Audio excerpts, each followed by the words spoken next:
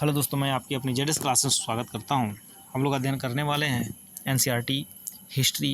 NCERT history में यह है क्लास 8 और क्लास 8 के चैप्टर में हम अध्ययन कर रहे हैं चैप्टर 3। और उस चैप्टर 3 में दिया गया है ग्रामीण क्षेत्र पर शासन चलाना।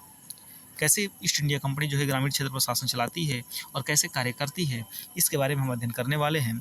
कैसे कंपनी को दीवान बनाया जाता है, कैसे कंपनी जो होती है दीवान बनने के बाद जो होती है कैसे अपनी संस्था को चलाती है, कैसे कंपनी को बढ़ाती है और कैसे कंपनी आमदनी करती है, इन सारी चीज़ों के बारे में हम अध्ययन करने वाले हैं। कैसे रैयतवाड़ी लगाती है, अस्थायी बंदोबस्त कैसे लगाती है, महलवाड़ी कैसे लगाती है, मैकेंजी क्या अपना निर्णय देता है, टॉमस मुनरो जो है वह अपना कैसे निर्णय देता है, इन सारी चीज़ों के बारे में हम क्या करेंगे, अध्ययन करेंगे।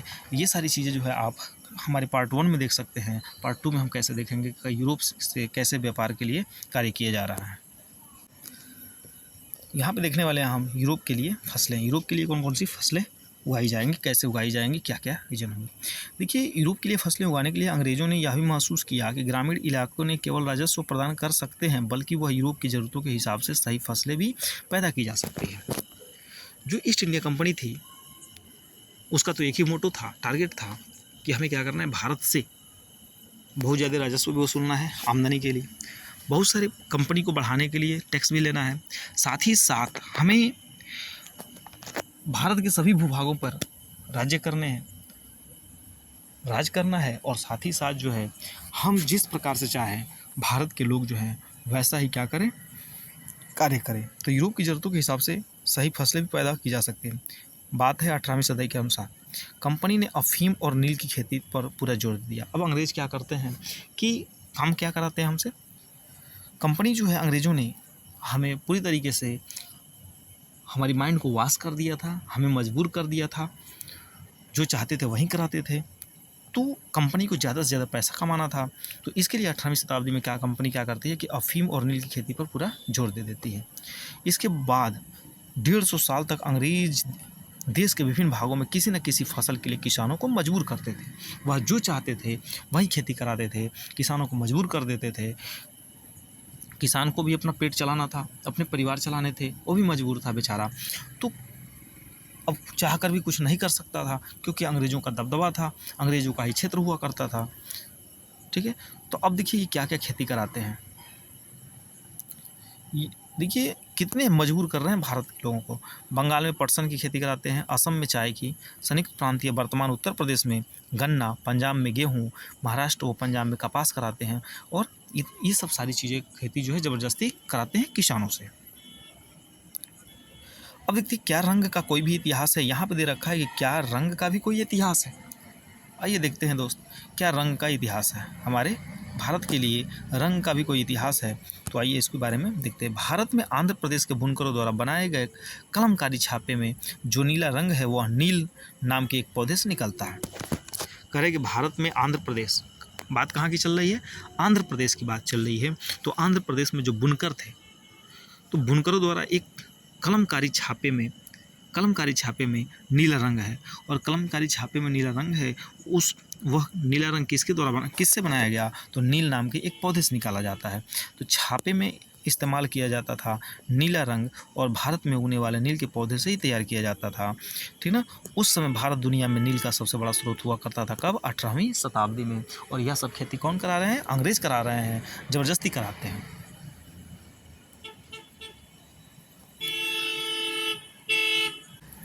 अब आता है दोस्त कि भारत में नील की मांग क्यों थी।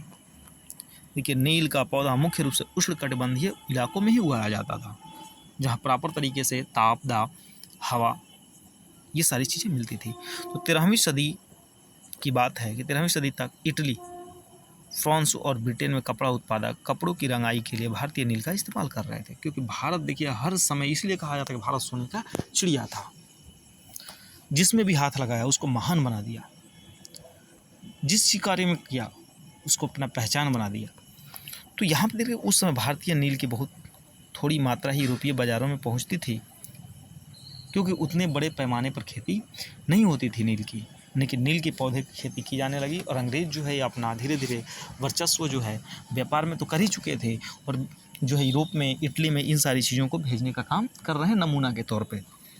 उसकी कीमत भी बहुत ऊँची रहती थी। इसलिए यूरोपीय कपड़ा उत्पादकों को बैंगनी और नीले रंग के कपड़ों में, ठीक ना, ओड नामक एक और पौधे पर निर्भर रहना पड़ता था। ओड पौधा क्या है? तो ओड पौधा शीतोष्ण क्षेत्र में उगता था, इसलिए यूरोप में आसानी से मिल जाता था, शीतोष्ण। और नील कैसे पौधे में, नील के लिए कैसी जलवायु थी? उष्णकटिबंधीय थी। और ओड पौधा के लिए, ये भी रंग बनाने वाला पौधा है, तो इसके लिए शीतोष्ण था।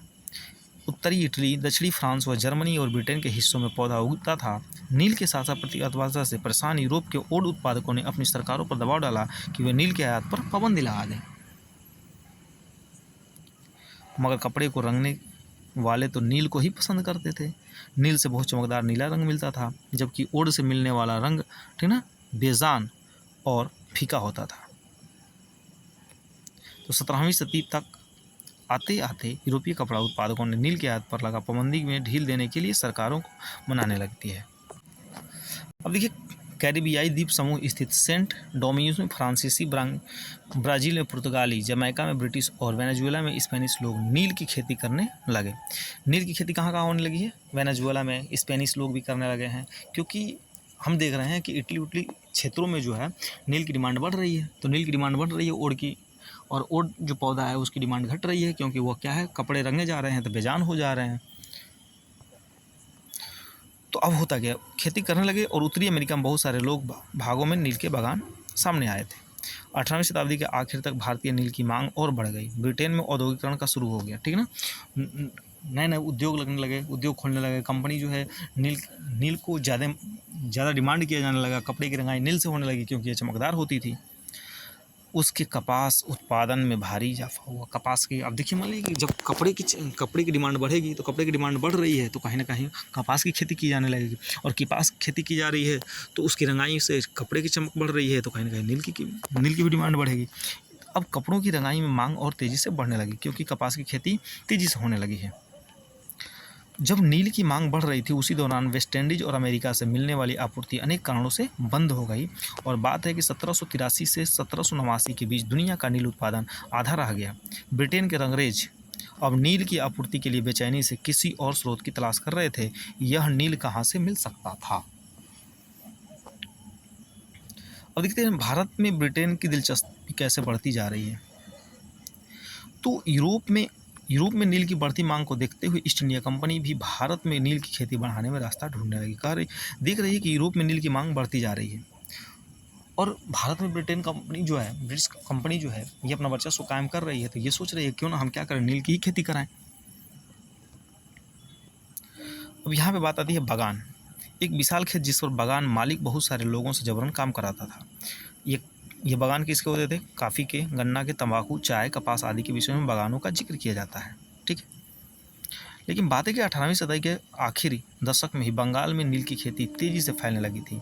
जब 18वीं सदी चल रही थी, तो उस समय नील की खेती कहाँ तेज़ी से चल रही थी? बंगाल में। बंगाल में पैदा होने वाला नील दुनिया के बाज़ारों पर छा गया था। 1788 से ब्रिटेन द्वारा आयात किए गए नील में भारतीय नील का हिस्सा केवल 30% था, जबकि 1810 में ब्रिटेन द्वारा आयात किए गए नील में भारतीय नील का हिस्सा 95%। देखिए, 88 से लेकर के 1810 के बीच, मतलब 12-10-22 साल के अंतर्गत जो है, जो 30% हिस्सा जो पहुंच रहा था ब्रिटेन से आयात हो रहा था, अब वह जो है पूरी तरीके से भारतीय नील जो है 95% जो है पूरी तरीके से ब्रिटेन द्वारा आयात किया जा रहा है, बेचा जा रहा है। जैसे जैसे नील का व्यापार फैला, कंपनी के अफसर और व्यापारिक एजेंट नील के उत्पादन में पैसा लगाने लगे। वह जो है इनको लगने लगा कि भारी डिमांड है, और हम यदि पैसा लगाते हैं, इनमें शेयर लगाते हैं, तो हमें भी क्या मिलेगी, ज़्यादा फायदा होगा। साथ ही साथ क्या होगा, समय बीतने के साथ साथ कंपनी के सारे अधिकारियों ने नील के अपने कारोबार पर ध्यान दे दिया और अपनी नौकरियां छोड़ दी। भारी मुनाफे की उम्मीद में स्कॉटलैंड और इंग्लैंड के बहुत सारे लोग भारत आए और नील के बागान पर लगा लिए, जिनके पास नील की पैदावार के लिए पैसे नहीं थे, और कंपनी की ओर से नए नए कर्जा देने को तैयार थे। अब ये क्या सोचते थे कि स्कॉटलैंड वाले भी आ गए हमारे यहाँ, इंग्लैंड वाले भी हमारे यहाँ आ गए, और ये सोच रहे हैं कि जिन किसानों के पास पैसा नहीं है, वो हमसे पैसा कर्ज के रूप में ले, लेकिन खेती करे तो नील की खेती करे। देखिए, ये नील नहीं क्या है, ये नील नहीं, ये कोहिनूर हीरा है, जो एक दूसरे की लड़ाई कर रहे हैं। समझिए, भारत ऐसे सोने की चिड़िया बना हुआ है। अब देखिए, नील की खेती कैसे होती थी, इसके बारे में हम क्या करेंगे, अध्ययन करेंगे।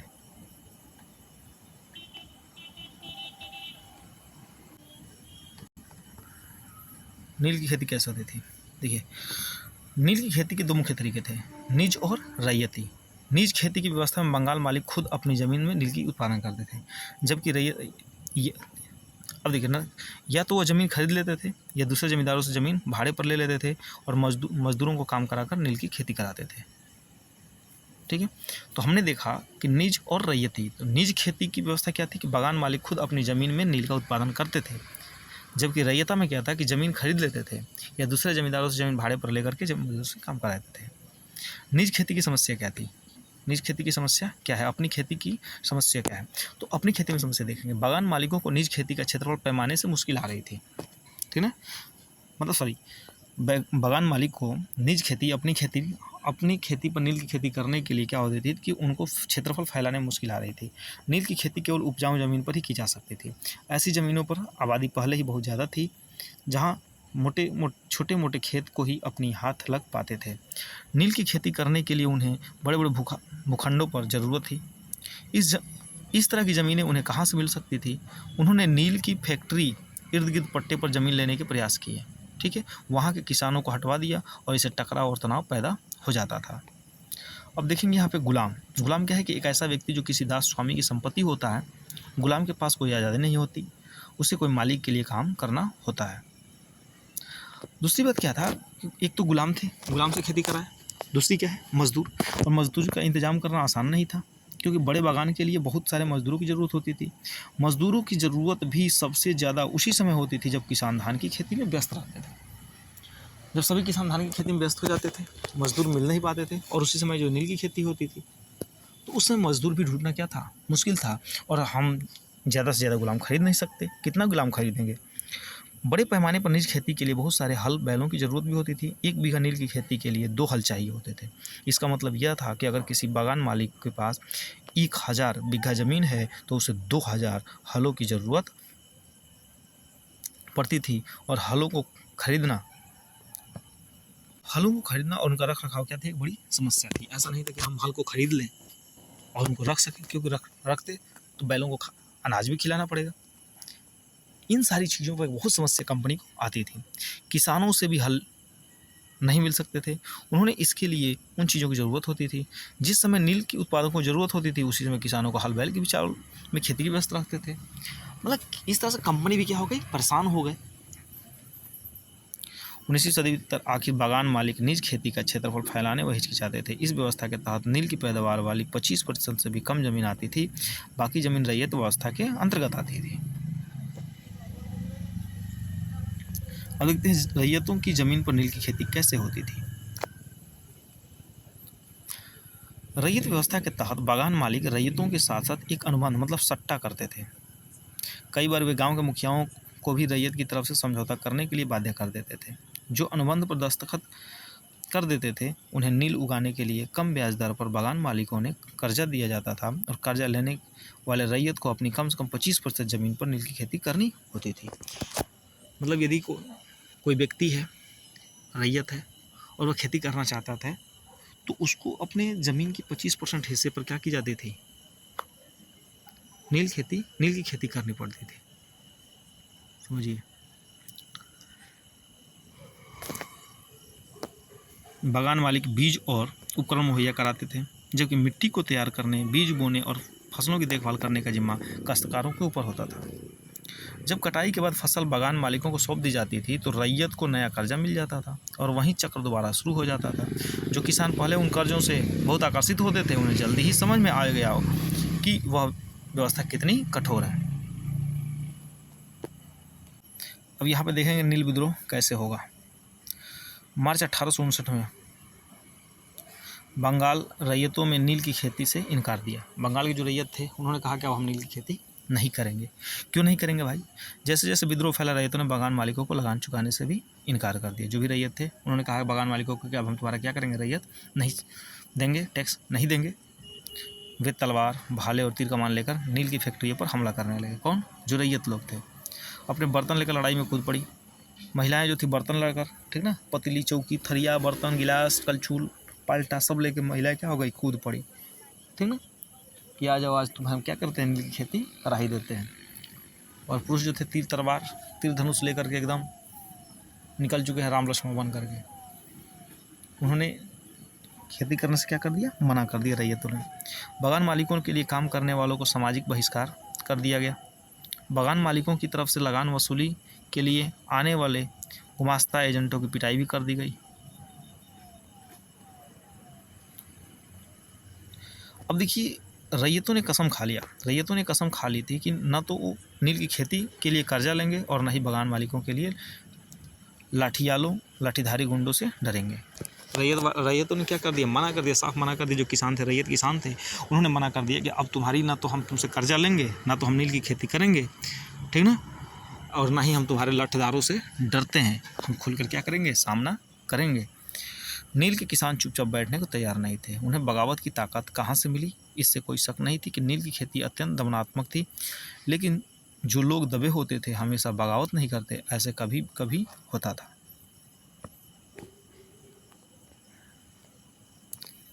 बात है कि 1859 में नील रैयतों को लगा कि बागान मालिकों के खिलाफ बगावत में उन्हें स्थानीय जमींदारों और मुखियाओं का भी समर्थन मिल सकता है। जो भी रैयत थे वो लोग सोचे कि यदि हम इनसे बगावत करते हैं ब्रिटिश कंपनी वालों से, तो जो अस्थाई जो क्षेत्रीय मुखिया हैं उनसे उनको रैयतों क्या करेंगे, समर्थन करेंगे। लेकिन ऐसा होता है कि नहीं होता, देखते हैं। बहुत सारे गाँवों में जिन मुखियाओं से नील के अनुबंधों पर जबरन दस्तखत कराए गए थे, उन्होंने नील किसानों को इकट्ठा किया और लठियालों के साथ साथ आमने सामने की लड़ाई लड़ी। बहुत ज़बरदस्त कंपनी क्या कर ली थी कि बहुत से लोगों से ज़बरदस्ती क्या कर ली थी, साइन करवा ली थी। नहीं, तुम क्या करोगे, 1/3 हिस्से पर तुम क्या करोगे, अपनी नील की खेती जरूर करोगे, 25% हिस्से पर खेती जरूर करोगे नील के लिए। लेकिन अब वो क्या हो गए हैं, बिल्कुल कंपनी और ये रैयत आमने सामने हो चुके हैं। कई स्थानों पर रैयतों को बगावत के लिए उकसाते हुए खुद जमींदार गाँव-गाँव घूमने लगे। रैयतों क्या करते थे, उकसाते थे, बगावत करते थे कि तुम उनसे लड़ो। खुद सामने नहीं आते थे, वो उकसाते थे कि तुम क्या करो, लड़ो और हम तुम्हारे क्या है, साथ हैं। जमींदार इस बात से परेशान थे कि बागान मालिकों की ताकत बढ़ती जा रही थी और बागान मालिक जबरन लंबे समय के लिए अपने जमीन ले लेते थे। अब देखिए, नील के किसानों को ये भी लग रहा था कि अंग्रेजी सरकार भी संघर्ष में उनका साथ देगी और 1857 की बगावत के बाद ब्रिटिश सरकार एक और व्यापक विद्रोह खतरे में हुई थी। जब नील की खेती वाले जिलों में एक और बगावत खबर फैली तो लेफ्टिनेंट गवर्नर 1859 ईस्वी में सर्दियों में इलाकों का दौरा किया। रैयतों को लगा कि सरकार उनकी दुर्दशा में परेशान है। बरसात में मजिस्ट्रेट एसले ईडन ने नोटिस जारी किया जिसमें कहा गया था कि रैयतों को नील के अनुबंध मानने के लिए मजबूर नहीं किया जाएगा। इस नोटिस के आधार पर लोगों में यह खबर फैल गई कि रानी विक्टोरिया ने नील की खेती न करने का हुक्म दे दिया है, कि मतलब ऐलान कर दिया जाता है कि उनको मजबूर ना किया जाए। तो उनको लगा कि जो रानी विक्टोरिया है वह किसानों की बात मान ली है, किसानों को खुश कर दी है और किसान यह जान गए कि अब जो है हमें नील की खेती नहीं करनी पड़ेगी। ईडन किसानों को शांत करने और विस्फोटक स्थितियों को नियंत्रित करने की कोशिश कर रहे थे। उसकी कार्रवाई किसानों और अपने विरोधियों का अंत कर लिया। होता क्या कि जैसे जैसे विद्रोह फैला, कलकत्ता के पढ़े लिखे लोग भी नील झीलों की ओर चल पड़े। उन्होंने रैयतों की दुर्दशा, बागान मालिकों की ओर जबरदस्ती और अत्याचारी नील व्यवस्था के बारे में लिखा। देखिए, इस बगावत से सरकार परेशान थी और अपने मालिकों की रक्षा के लिए क्या करती है, सेना बुलाती है। नील उत्पादन व्यवस्था की जांच करने के लिए एक नील आयोग भी बना दिया गया। इस आयोग में बागान मालिकों को दोषी पाया गया जो जोर जबरदस्ती के लिए आलोचना की गई। वो लोग ये दोषी यह पाया गया कि जो नील बागान मालिक थे वह ज़बरदस्ती किसानों से क्या करते थे, नील की खेती कराते थे। खेती रैयतों के लिए फ़ायदे का सौदा नहीं है। आयोग ने रैयतों से कहा कि वे मौजूदा अनुबंधों को पूरा करें, लेकिन आगे से वो चाहे तो नील की खेती बंद कर सकते हैं। मतलब कंपनी ने ये कहा कि जो भी रैयत हैं, जो पट्टेदार ज़मीन ले लिए हैं, वह नील की खेती करेंगे और हमारी जो है पट्टा पूरा होते ही जो हमारी नियमित जितने साल के लिए हमने एग्रीमेंट किया है, यदि वह एग्रीमेंट पूरा हो जाता है तो आप क्या कर सकते हैं, नील की खेती करना बंद कर दें। लेकिन जब तक उन लोगों का एग्रीमेंट है वह क्या करें, खेती करें।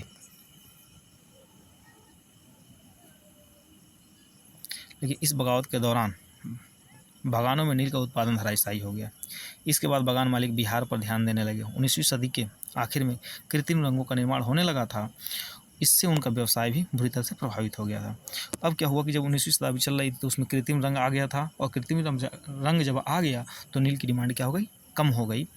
और जब कम हो गई तो इसे फैलाने में सफल रहा। जब महात्मा गांधी दक्षिण अफ्रीका से लौटे तो बिहार के किसान ने उन्हें चंपारण आकर नील किसानों की दुर्दशा को देखने का न्योता दिया। 1917 में महात्मा गांधी का यह दौरा नील बागान मालिकों के खिलाफ चंपारण आंदोलन की शुरुआत हुई। चंपारण आंदोलन शुरू होता है।